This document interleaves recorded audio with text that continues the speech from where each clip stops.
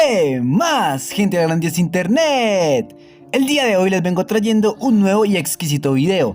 Esta vez les voy a enseñar una entrevista pero muy curiosa de escuchar, ya que a continuación se va a hablar sobre el tema ovni extraterrestre desde una perspectiva más técnica teórica. El protagonista de esta entrevista es el famoso periodista JJ Benítez, el cual varias veces ha opinado sobre este increíble tema, dando puntos de vista muy interesantes de cavilar. Les pido que por favor se vean todo el video, ya que el contenido que verán a continuación en serio es de muy buena calidad. Bueno gente, sin nada más que decir, acá les dejo la mejor entrevista y la más interesante que he visto hasta ahora.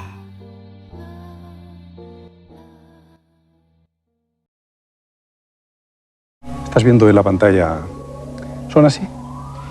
Pues efectivamente, hay muchos modelos, ¿no? Como en los coches de la Tierra y en los aviones, sí. Fundamentalmente son discoidales, hay de dos grandes tipos, por lo menos lo que sabemos los investigadores, que son los pequeños o de exploración, y las grandes, las naves nodrizas de las que se ve entrar y salir a las más pequeñas. Esa es la forma y el aspecto. ¿De qué material crees tú que pueden estar construidos? Pues hombre, por los testimonios de personas que han tenido la fortuna o la mala suerte de acercarse incluso a estos objetos y por supuesto por análisis que se han hecho de supuestos restos, etcétera, son aleaciones que no son conocidas en la Tierra por el grado de pureza de las mismas. ¿Y de dónde crees tú que pueden venir los ovnis? Pues hombre, usando la lógica, que tampoco tiene mucho que ver la lógica con el tema que nos ocupa, pero en fin, no tenemos otra, yo creo que procederán seguramente de nuestra propia galaxia. ¿Y por qué no de otras galaxias? ¿Y por qué no de mundos paralelos, de dimensiones desconocidas? Ya sé que esto hace irritar a los científicos, pero bueno, hace 500 años Cristóbal Colón no hubiera entendido lo que es un Concorde. ¿Se podría pensar incluso que los ovnis, como dicen algunos, podrían venir del futuro? Es una hipótesis que también se baraja. ¿Por qué no? Yo me inclino a pensar que la mayor parte de ellos no son astronautas o arqueólogos en el tiempo, aunque podría ser. Esta posibilidad, esta hipótesis de que vinieran del futuro significaría que son nuestros tataranietos o los tataranietos de nuestros tataranietos los que nos visitan. Evidentemente, hoy el dominio del tiempo es algo que nos suena a ciencia ficción. Pero bueno, hace 200 años nadie podía imaginar que a alguien se le viera el esqueleto sin matarlo. Y todos sabemos y todos hemos pasado por una pantalla de rayos X. Hablan incluso de gentes que, como hipótesis, que podrían ser civilizaciones antiguas, pasadas, que han encontrado grados de desarrollo desconocidos para nosotros, que están volviendo, que en un momento determinado se marcharon de la Tierra. Yo creo que todas las hipótesis son válidas, porque no tenemos la certeza de ninguna. De ninguna de ellas, efectivamente. ¿Quién los ha visto, Juanjo? Pues yo creo que son millones de personas. El otro día, en unas investigaciones que estaba haciendo en Baleares, me di cuenta de que estamos llegando a un 10% quizás del conocimiento de casos de ovnis, y me quedo largo. Es decir, hay más de un 80% de personas que se callan. Son millones y millones a lo largo de toda la historia. En particular, tú mismo dices que lo han visto pilotos de aviones, pilotos de Iberia incluso, sí, hay militares. De todas las profesiones. Curiosamente, quizás por sentido común, el mayor porcentaje son personas, digamos, sencillas y normales, que además es el prototipo humano. Y si tienes que explorar, pues exploras al prototipo humano. Cierto. Pero hay obispos que los han visto, hay canónigos, hay pilotos de combate, hay ranas, hay hombres, hay buzos, hay políticos. ¿Y es verdad también que lo vieron los astronautas en alguna de esas misiones espaciales? Pues parece ser que sí, hay bastante información que se ha ido filtrando con el paso de los años, no solamente en la Luna, sino sobre todo en los vuelos orbitales, que han sido filmados, fotografiados, que luego se les ha dado interpretaciones convencionales como siempre, ¿no? NASA y el ejército procuran quitarle hierro al asunto, ¿no? Pero hay informaciones muy buenas, fidedignas, de personas que saben que en la Luna, por ejemplo, han pasado cosas que no conocemos. Hablaremos de eso también, de la Luna. ¿Hay zonas que podríamos considerar calientes, en el sentido de que los avistamientos se produzcan con mayor asiduidad? Yo no estoy muy de acuerdo con eso, aunque reconozco que hay zonas, como pueden ser las Baleares, Canarias, partes de Andalucía, por ejemplo, incluso algunas de Galicia, donde hay un mayor número de avistamientos.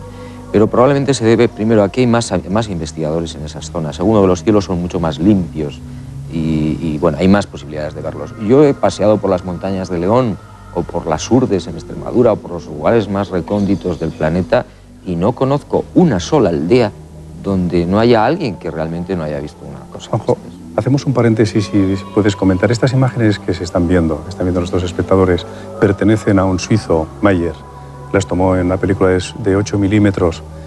¿Qué se sabe de ellas? ¿Son ciertas o no son ciertas? Bueno, hay una vieja polémica respecto a estas imágenes y a las fotografías que también tomó Willy Mayer desde hace ya bastantes años. Hay opiniones muy encontradas. La verdad es que se tiene una duda razonable sobre la autenticidad. Hay unos informes que yo creo que son muy buenos de unas piezas, unos trocitos de metal que quedaron en uno de estos avistamientos que fueron analizados en los Estados Unidos y aquello no era humano. Desde luego, las aleaciones no correspondían a la tecnología humana. Pero, repito, hay una duda razonable, pues porque siempre, como en todas partes, hay gente que opina que sí, otros que no. La mayor parte de los que opinan que no, sin conocimiento de causa. Hay mucha descalificación gratuita. Gratuita, pues como en todos los órdenes de la vida. Yo creo que el pueblo español nos distinguimos precisamente porque hablamos de todo lo que no sabemos. ¿Tú has visto alguna vez un ovni, Juanjo? Yo he visto unas 4 veces, digamos, con claridad, bastante cerca. ¿Puedes contarnos alguna de esas experiencias? Sí, la última fue... ¿Dónde fue y cómo? La última en Brasil, en compañía de otras personas, en Sao Paulo. Se abrió el cielo, que estaba muy nublado, y descendió un objeto, una esfera de luz enorme, prácticamente casi en la vertical nuestra. Fue unos segundos, volvió a desaparecer por el mismo pasillo que se había abierto entre las nubes. ¿Estabais advertidos de que iba a ocurrir o fue espontáneo? No fue espontáneo, lo que pasa es que yo venía de una cena con una mujer que conocía toda mi vida desde la infancia y yo acababa de conocerla. Y aparte de esta experiencia anteriormente... Luego he visto también en el Mediterráneo con unos pescadores, yo regresaba, fue en julio del 83, que luego hubo una interpelación al entonces ministro de la Defensa español, Narcís Serra, de unos objetos que se vieron en Castellón, Madrid, etc.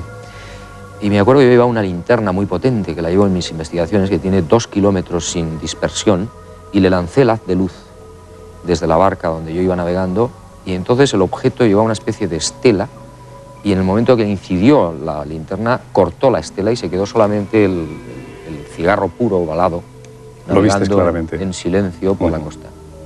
Por eso tú no tienes ninguna duda de que existan, los has visto. Yo no tengo ninguna duda, incluso aunque no los hubiera visto. Es decir, que es que después de tantos años, de tantas pruebas, de tantas personas de fiabilidad y gente muy capacitada que los han visto, sería del género tonto que yo pudiera tener dudas. Hombre, tengo dudas sobre otras cosas, quiénes son, de dónde vienen, pero sobre la existencia de esas astronaves no humanas, por supuesto que no. Dicen que los ven entrar y salir en las aguas, en los mares.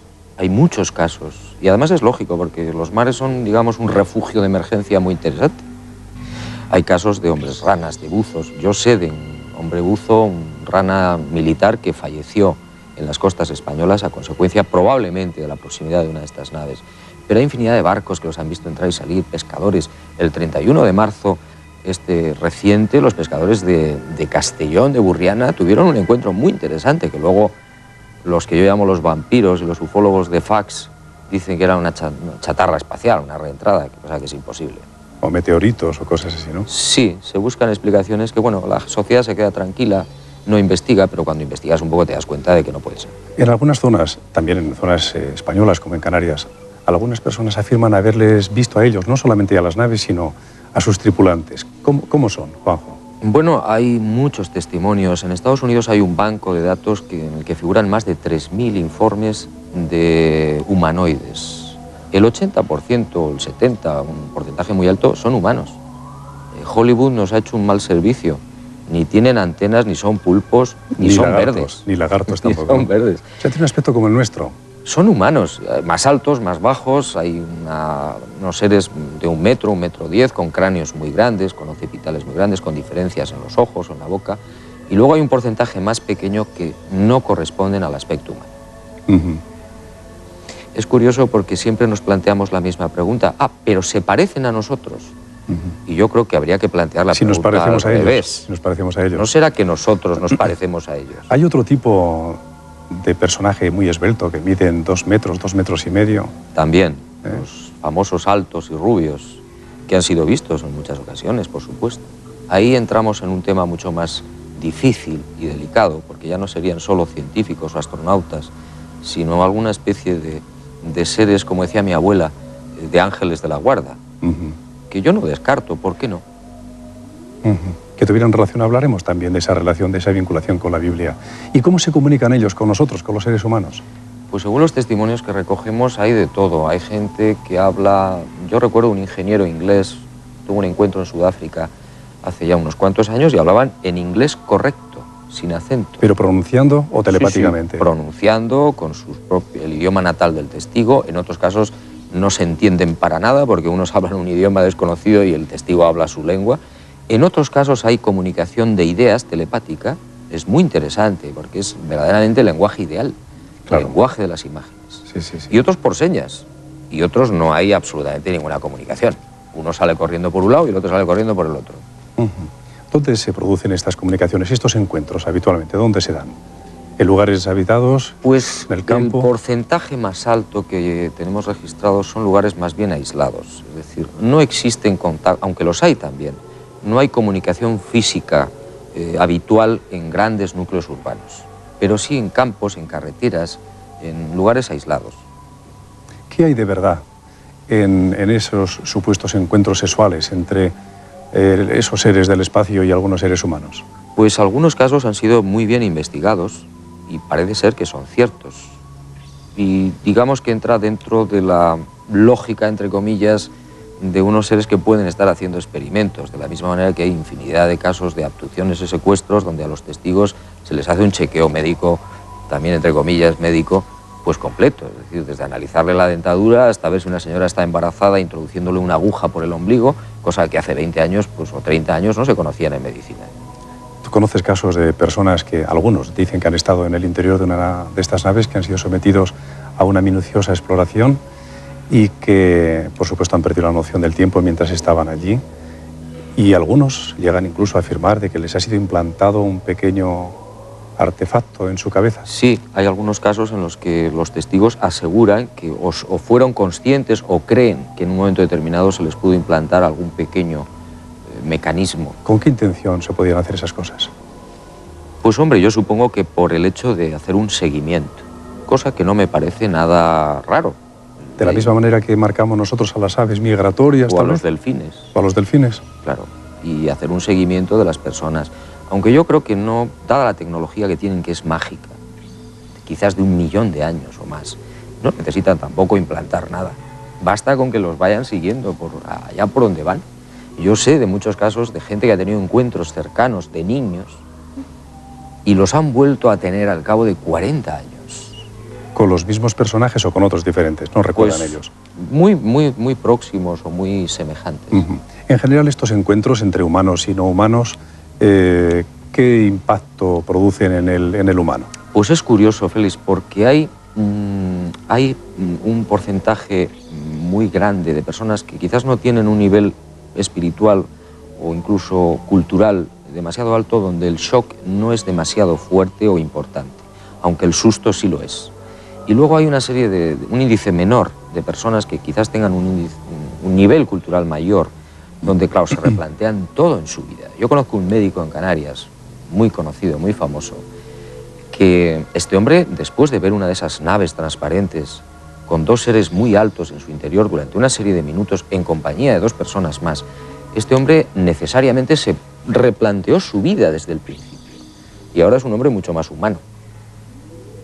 ¿Conoces algún otro caso que sea opuesto? Es decir, alguien que se haya deteriorado en sus relaciones con los demás o en su calidad de vida como consecuencia de un encuentro. Sí, eso suele ocurrir además con los llamados contactados, por lo menos de la vieja ola, porque los nuevos contactados tienen una filosofía distinta, ya no son tan mesiánicos, pero aquella gente terminaban casi destruidos, a nivel familiar, a nivel mental, a nivel profesional. ¿Tú has tenido algún encuentro personal con ellos? Yo no estoy seguro. Y si lo estuviera, creo que no te lo comentaría. Entonces no te puedo no te puedo pedir que nos cuentes tu duda. Pero no te lo comentaría por una razón muy sencilla, porque yo soy un tornillo transmisor. Yo procuro investigar y contar lo que otros ven. no creo que lo que yo pueda tener a nivel personal pueda ser interesante. Es muy interesante, pero si no quieres o no puedes contarlo... Es que no estoy seguro, te digo Sí. honradamente. Yo recuerdo, y esto no lo he contado nunca, empiezo a recordar ahora que cuando yo tenía 6 años tuve algo en un pueblecito muy pequeño de Navarra. Y hace muy pocos meses yo he empezado a recordar ya con datos lo que era una sombra que me mortificaba y que me atormentaba.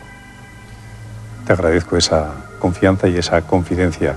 Hay personas, sin embargo, que lo recuerdan al parecer con mucha nitidez. Los encuentros que han mantenido con seres de, ¿cómo se llaman ahora? Seres del espacio. Con nosotros hay 2 en el estudio y con ellos vamos a hablar dentro de unos instantes, justo después de...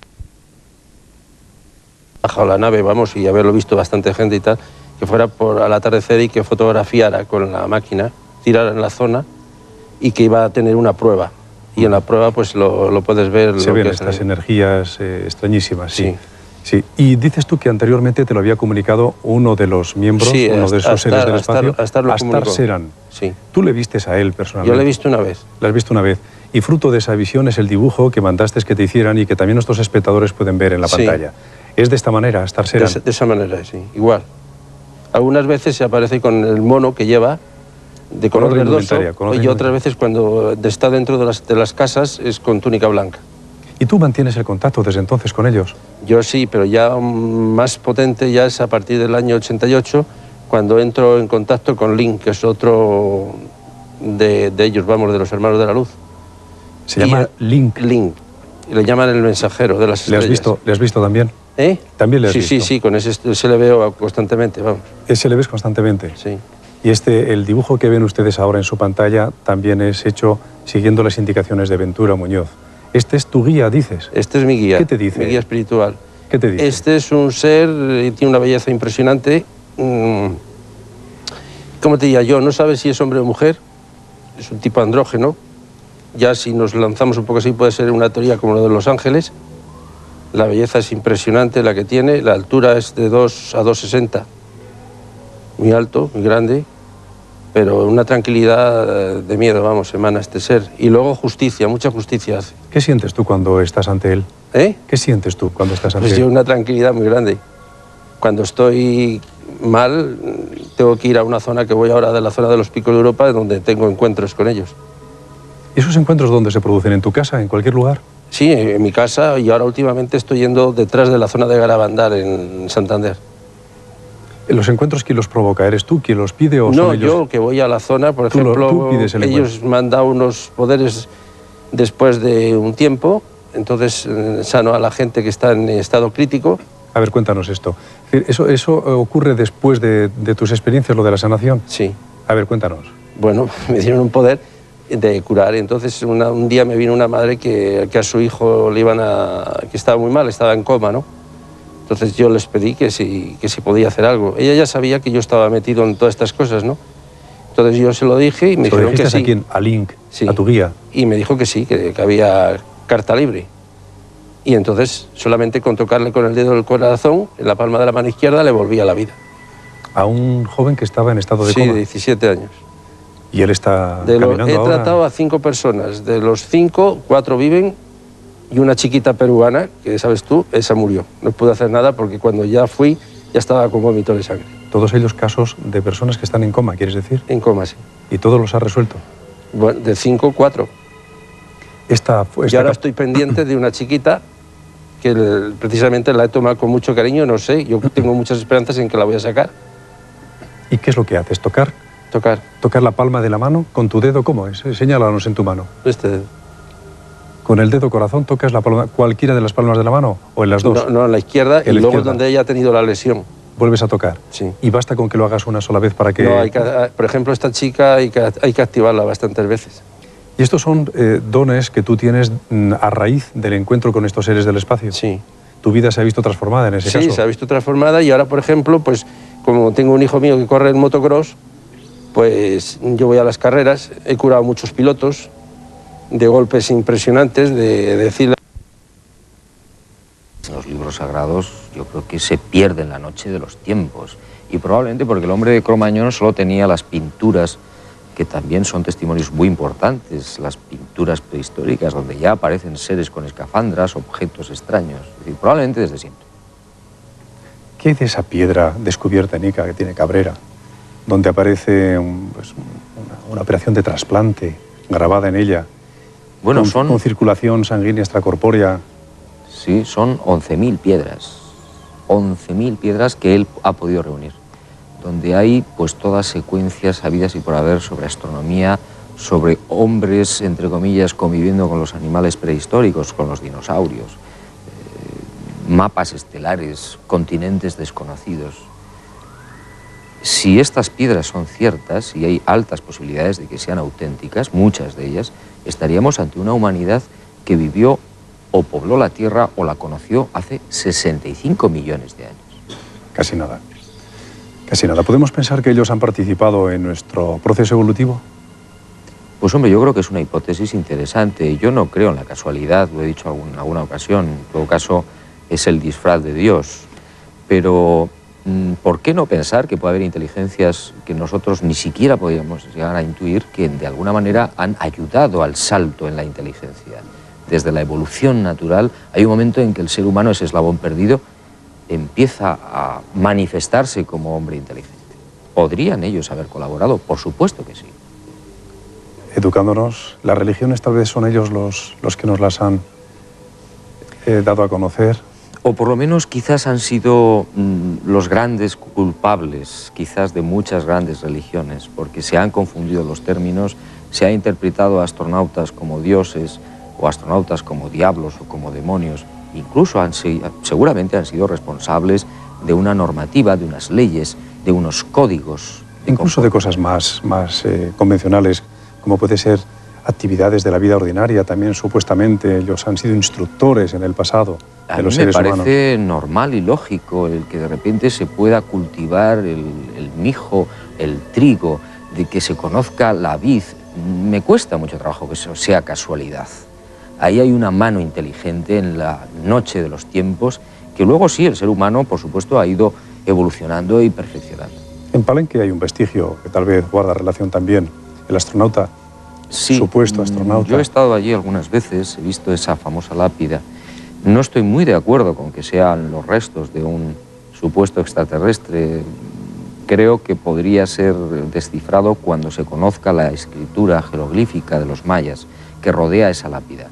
Lo que ocurre es que es muy espectacular, porque parece un señor metido en una cápsula. Pero cuando se ha levantado la tumba, en 1952, se vio que era un esqueleto de probablemente un príncipe o un noble, con el cráneo deformado, y para eso necesitaba ser un niño que con 2 tablillas le iban deformando el cráneo. No es un extraterrestre, es un ser humano. ¿Tú crees que nuestro proceso evolutivo en algún remoto día de nuestro pasado pudo haber intervenido alguna manipulación genética llevada a cabo tal vez por entidades que llamamos extraterrestres? Por supuesto, yo creo que Dios usa siempre intermediarios. ¿Las cosas no suceden por generación espontánea? No. Responden a un proceso. No, Dios es muy inteligente. ¿Y pudo valerse, en tu opinión? Siempre se vale de intermediarios, siempre, para todo. Yo no conozco a nadie que haya visto a Dios cara a cara. Y sé que existe. Es decir, que los ovnis, los extraterrestres, sus tripulantes o no terrestres, podrían haber sido emisarios desde los más remotos tiempos de nuestra historia, enviados por Dios o por los dioses, por supuesto, para contribuir en este proceso de maduración y de formación de la raza humana. Por supuesto que sí, lo que pasa es que no lo podemos entender ni comprender. Todavía. ¿Tú crees que en la Biblia hay vestigios? Estamos comentando cosas que a muchos de nuestros espectadores les pueden resultar muy sorprendentes. A alguno tal vez hasta le pueda herir su sensibilidad, pero son hipótesis lo que estamos planteando. ¿Tú crees que en la Biblia hay vestigios de que efectivamente en el pasado los habitantes de otros planetas, los seres no humanos, tuvieron acto de presencia, formaron parte de nuestro pueblo, convivieron con los seres humanos? ¿Crees que así fue?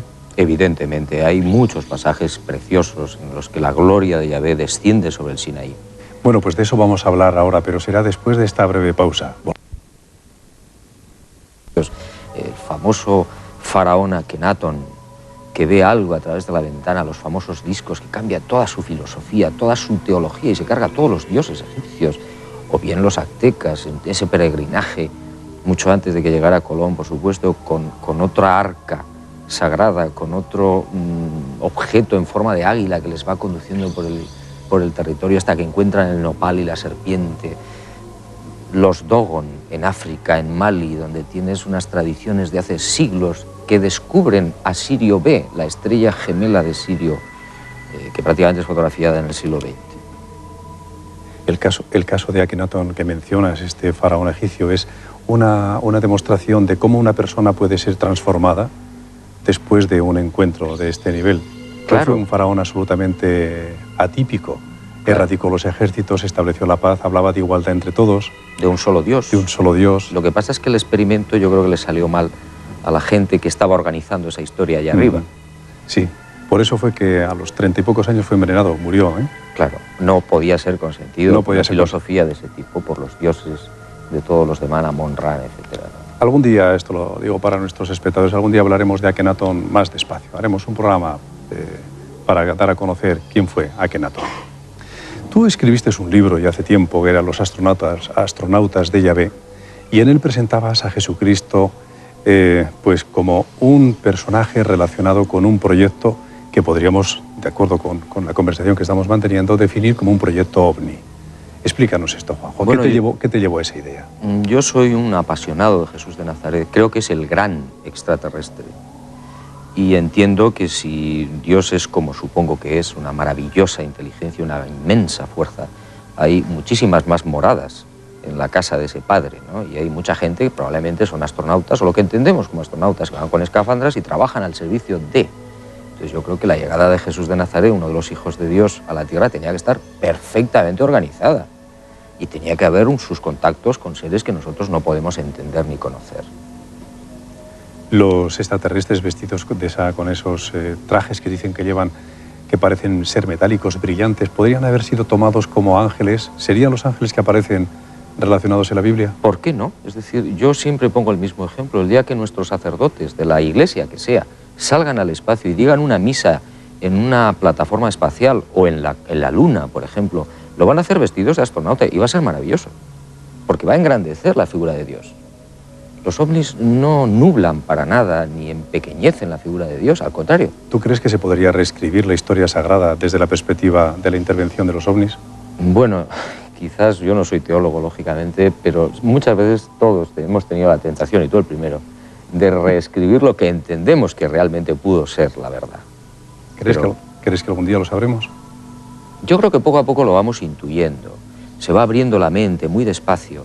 Y entonces lo que era una nube de fuego que llevaba al pueblo judío por el desierto, hoy ya empezamos a entender que podía ser una nave que entonces no era comprendida y que tenía un papel y un trabajo concreto de misionero seguramente. Esto da la idea, como tú dices, de que todo está atado, ¿no? De que todo responde a un orden conocido, aunque no sea conocido por nosotros, pero sí es conocido por alguien o por algo, ¿no? Claro. Que no hay nada dejado al azar. Yo creo muy poco en la casualidad. Creo que es una de las palabras más blasfemas que se ha inventado el hombre contra el propio Dios. Juanjo, ¿y qué nos dices, cambiando de dirección, qué nos dices de esa especie de ciudad lunar descubierta por los astronautas que viajaron en el Apolo, descubiertas en la Luna, precisamente? Yo al principio no me lo podía creer, pero cuando tuve la fortuna de hablar con el testigo, uno de los testigos directos, que era director de la Estación Espacial Norteamericana en el Caribe, y me contó cómo en el Apolo 11, julio del 69, los astronautas que pisaron la superficie filmaron unas ruinas. Creo que eran 14 minutos. Ruinas de viviendas. De edificios. Una especie de inmenso hangar sin techo, con sus puertas o sus ventanas muy antiguas, derruidas. Y eso lo vieron 100 y pico de personas que estaban en ese momento en la estación espacial. Y se hizo una película de 14 minutos. ¿Qué puede ser eso? Hombre, si realmente esto es así, y yo no tengo por qué dudar de la palabra de esta persona, de estas personas, pues evidentemente alguien construyó allí algo, probablemente por el estado de antigüedad de esas ruinas, muy anterior a nuestra propia civilización. Miles de años. Es posible. ¿Qué nos puedes decir también de este proyecto, el proyecto SETI, que ha empezado a desarrollar Estados Unidos para encontrar inteligencias extraterrestres? Yo he seguido bastante cerca el tema de Barcelona, del congreso, que me parece un congreso maravilloso, magnífico, que ha supuesto una apertura mental para mucha gente, pero me da la risa, porque es gastar 10 millones de dólares al año en ese proyecto de búsqueda de señales de misiones inteligentes extraterrestres cuando están aquí. Si ellos dedicaran la quinta, la décima parte de esos 1.000 millones de pesetas al año en investigar los ovnis, estaría probablemente más que resuelto el problema. Ellos además anuncian cuando van a venir, en algunos casos lo anuncian su presencia. ¿Tú conoces casos sí, de avistamientos anunciados? Hay contactados en especial, aunque ya te digo que este tema es muy complicado, muy resbaladizo, pero yo he asistido en algunos casos a citas previas. Alguien recibe un mensaje por la vía que sea y se le dice mañana a las 11 de la noche en el desierto de no sé qué. Y va la gente y efectivamente, y yo he sido testigo de excepción en el año 74 de la aparición de 2 objetos no identificados. En el año 74. ¿Fue en Perú precisamente? En los arenales de Chilca. Vamos a ver unas imágenes rodadas precisamente allí en el desierto de Chilca y que pertenecen a un avistamiento anunciado, como estamos comentando. Les pido disculpas por la calidad de las mismas, pero tienen el extraordinario valor de ser un testimonio vivo. Estas son las imágenes, véanlas. Juanjo, tú conoces la historia. En el año 89 fue anunciado Asís Topaz, el líder del grupo Rama. Sí, tengo el dossier completo, efectivamente. El documento es una primicia interesantísima, ¿eh? Yo recuerdo el lugar, es un desierto al sur de la ciudad. No tiene prácticamente, o no tenía en el año 74, cuando yo tuve el avistamiento con Sixto y con Charlie, ningún pueblo, ni luces próximas. Las carreteras son de, como vemos ahí, pues de arena, de pistas. Es un sitio bastante inhóspito, muy frío, y donde no existe la posibilidad de hacer demasiados trucos, Sí, la verdad. sí, sí. Ahí es donde tú viste donde tuviste aquel encuentro. Los primeros ovnis de mi vida. Los primeros. El 7 de septiembre. Yo estaba maldiciendo a todo lo divino y lo humano porque sentía una sensación de ridículo absoluta después de 2 horas de frío allí en el desierto. Ahí está el grupo Rama y Sisto Paz a la cabeza. Sí. El avistamiento parece ser que había sido anunciado para un día y ese día no se produjo. La gente tuvo que quedarse, pasar la noche, a pesar de que era una época, era verano, pero la gente debió pasar bastante frío por lo que tú cuentas ahí también, ¿no? Sí, yo es una de las cosas que no puedo entender demasiado bien, porque o los extraterrestres no llevan reloj o no son muy formales, porque caramba, si quedan a 1 hora, tienen que quedar a 1 hora, ¿no? En el caso tuyo, el caso que contabas en tu libro, SOS la Humanidad, fueron más puntuales, por lo que tú decías. No, bueno, 2 horas y pico, 2 horas. digamos, de diferencia, pero aparecieron muy cerquita, mucho más cerca que en este caso, con 200, 300 metros. Y además nos pilló a 2 grupos caminando para quitarnos el frío separados. Hubo un grupo que lo vio primero, unos segundos, nosotros nos dimos la vuelta. Y yo recuerdo que bajé los ojos pensando que me estaban tomando el pelo. Pero caramba, allí había 2 luces de un blanco impresionante. ¿Es esto algo parecido a lo que estamos viendo en este Pero momento? mucho más cerca, sí. Es algo parecido, es esa luz que se mueve en silencio sepulcral en el desierto, que es algo que te pone los pelos de punta, porque yo no conozco ningún avión, helicóptero ni nada que pueda hacer ese vuelo. Ahí está, este es el testimonio.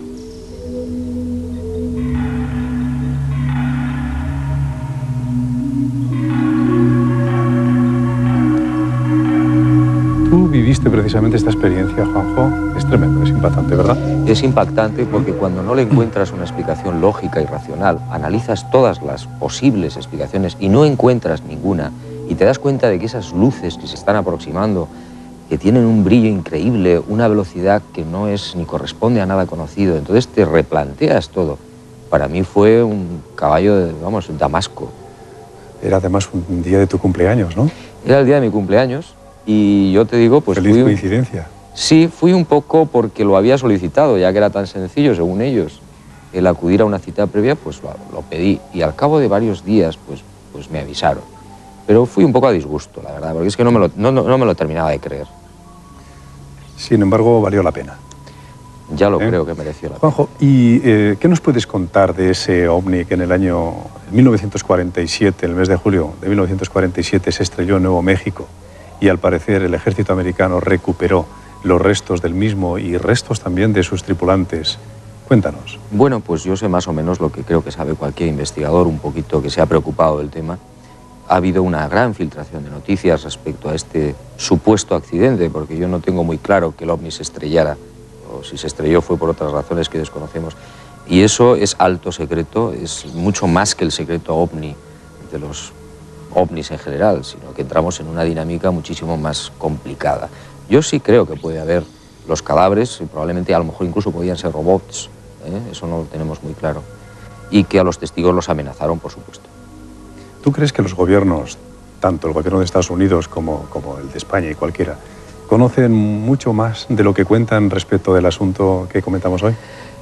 Mira, yo llevo 21 años, tengo bastante amistad con muchos militares que tienen la mente muy abierta, pero lamentablemente no pueden dar sus nombres.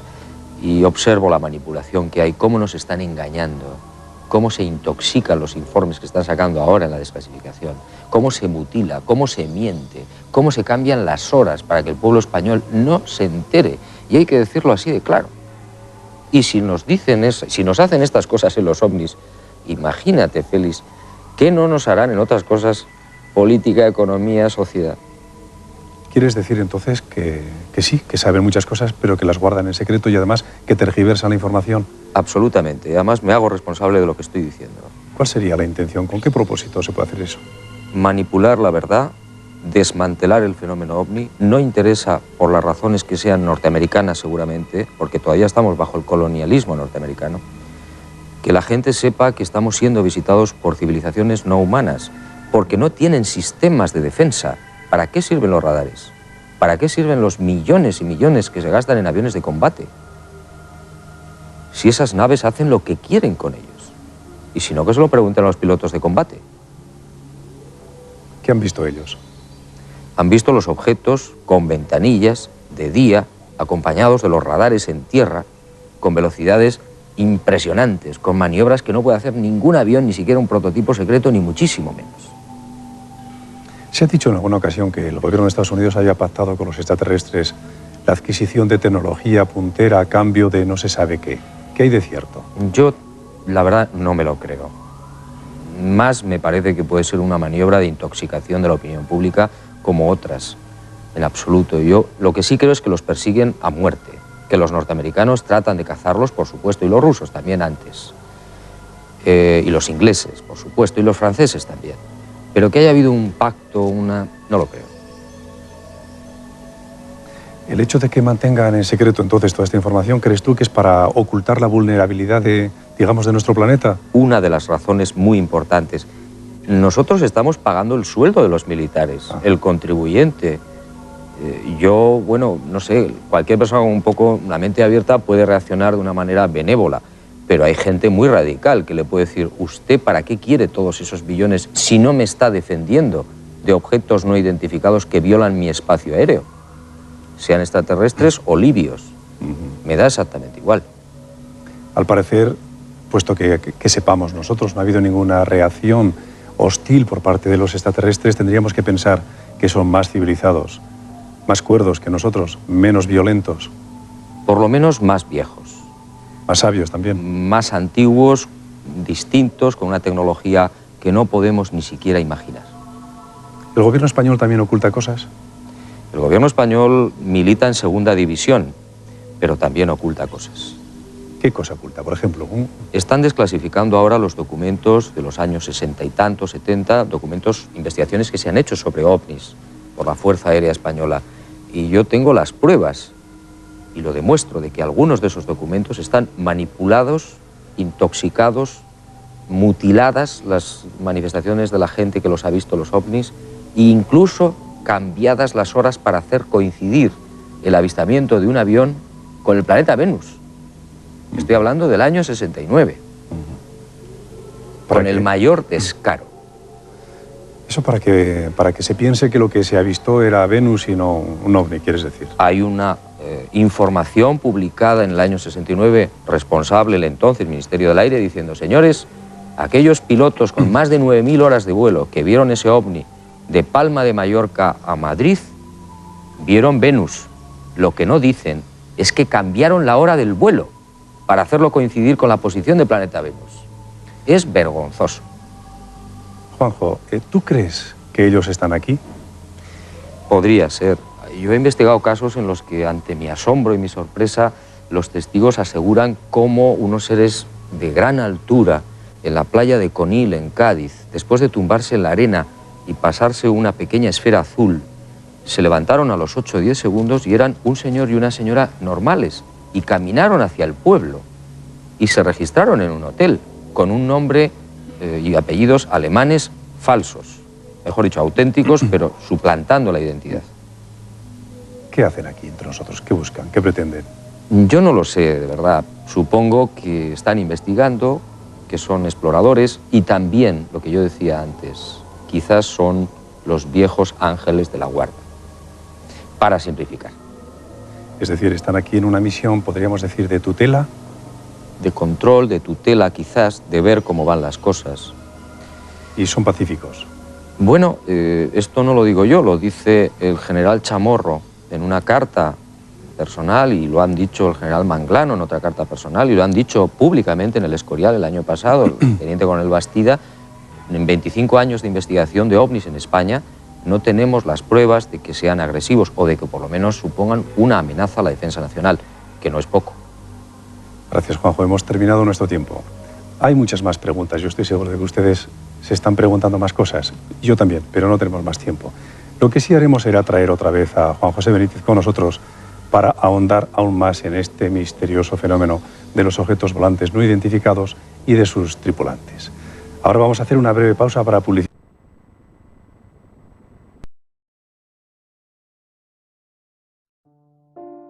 Como pudieron notar, esta entrevista tuvo muchas preguntas sin responder, ya que el hablar de este tema es algo complicado, es como caminar en hielo muy frágil, debido a que se sabe bastante pero bastante poco sobre la vida extraterrestre.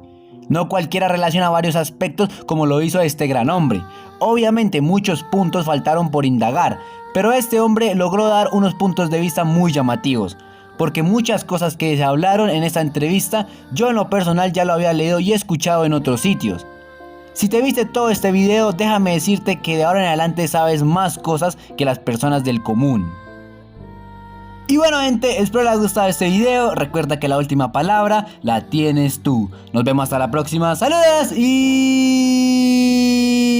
chao.